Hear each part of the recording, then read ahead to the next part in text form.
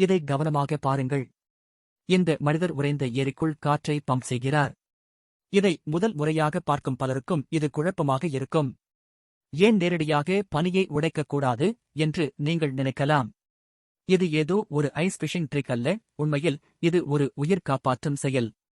ஒவ்வொரு குளிர்காலத்திலும் winter fish kill, குளிர்கால மீன் மரணம் என்று அழைக்கப்படும் அபாயத்தை தவிர்க்க உள்ளூர் மக்கள் இதை செய்கிறார்கள். ஒரு ஏரி தடிமனான பனியால் மூடப்பட்டுவிட்டால் காற்றும் நீரும் பரிமாற்றம் செய்ய முடியாது. ஆனால் ஆக்சிஜன் தொடர்ந்து பயன்படுத்தப்பட்டுக் கொண்டே இருக்கும், அழுகும் தாவரங்கள், நுண்ணுயிர்கள் மற்றும் மீன்களாலே. இதனால் ஆக்சிஜன் அளவு குறையும், நச்சு வாயுக்கள் அதிகரிக்கும். மீன்கள் உறைந்து போவதில்லை, அவை மெதுவாக மூச்சுத் திணறி இறந்து போகும். அப்படியானால் ஏன் ஒரு துளை உடைக்கக்கூடாது? ஏனெனில் பனியை உடைத்தால் ஒரு சிறிய, அசையாத துளை மட்டும் உருவாகும். அதன் ஓரங்கள் மீண்டும் பனித்துகள்களாலும் பனியாலும் மூடப்படும். கடும் குளிரில் அது விரைவாக மீண்டும் உறையும். ஆக்சிஜன் நீரில் கலப்பதற்குள் அந்த வழி மறைந்துவிடும். அதனால் முழு ஏரிக்கு பெரிதாக பயன் இல்லை. ஆனால் பனிக்குள் காற்றை பம்ப் செய்வது முற்றிலும் வேறுபட்டது. வேகமாக செல்லும் காற்று நீரின் மேற்பரப்பை தொடர்ந்து அசைக்கிறது. இதனால் காற்றும் நீரும் இடையே பரிமாற்றம் நடைபெறுகிறது. ஆக்சிஜன் விரைவாக மேல் பகுதியில் கரையும்.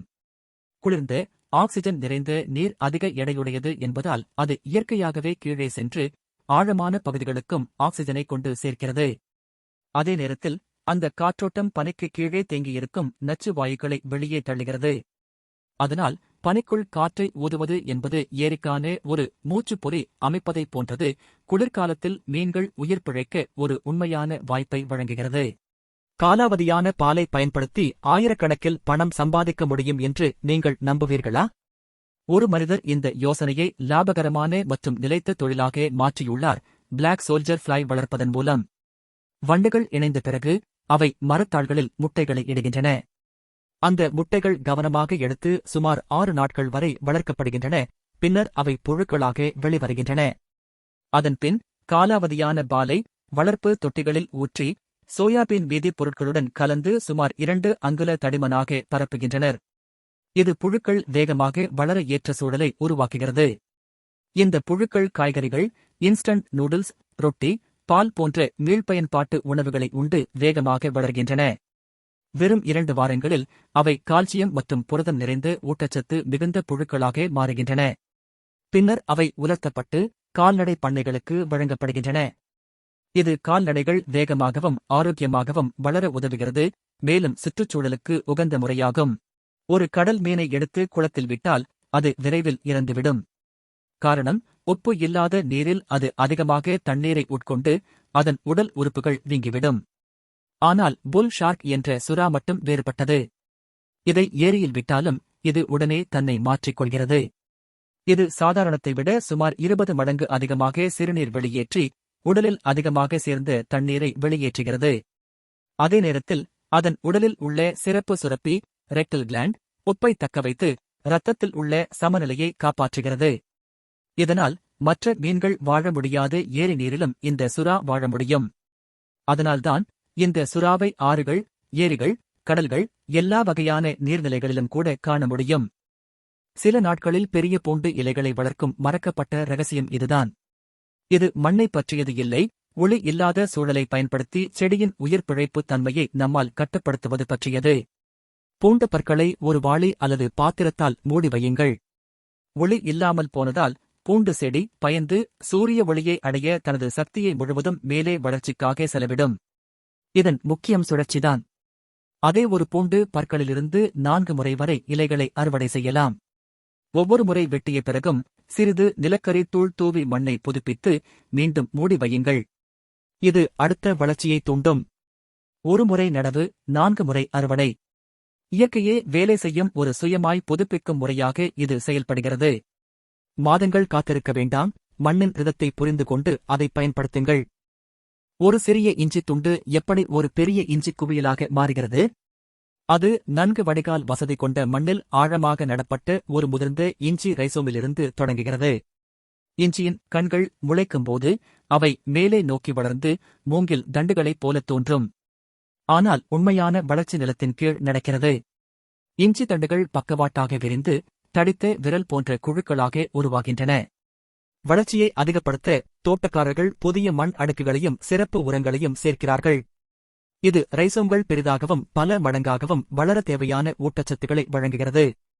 பல மாதங்களுக்குப் பிறகு செடியின் இலைகள் உலரத் தொடங்கும் போது அதன் சக்தி கீழே நோக்கி மாறுகிறது. பாத்திரம் நிரம்பி வழியும் அளவிற்கு வந்தபோது அந்தச் சிறிய வேர் ஒரு அடர்த்தியான ஒன்றோடொன்று இணைந்த பெரிய இஞ்சி குவியலாக மாறிவிடுகிறது. பங்களாதேஷில் விவசாயிகள் ஏன் தென்னை மரங்களுக்கு போலி பாம்புகளை சுற்றி வைக்கிறார்கள்? தேங்காய் வளர ஆரம்பிக்கும் போது அணில்கள் அவற்றை கடித்து சேதப்படுத்துகின்றன. இதனால் விவசாயிகளுக்கு பெரிய இழப்புகள் ஏற்படுகின்றன. அதனால்தான் அவர்கள் மரங்களுக்கு போலி பாம்புகளை சுற்றி வைக்கிறார்கள்.